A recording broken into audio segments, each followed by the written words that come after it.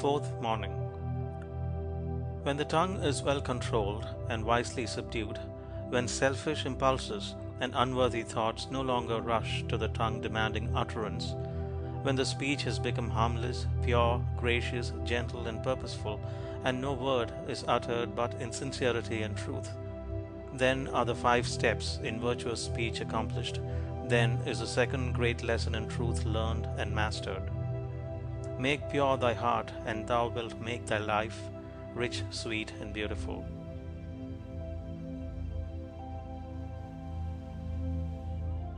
Fourth morning.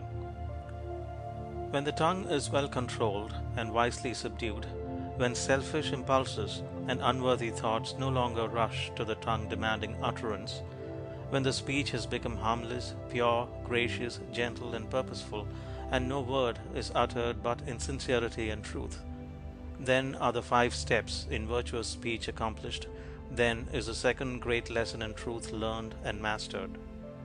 Make pure thy heart, and thou wilt make thy life rich, sweet, and beautiful.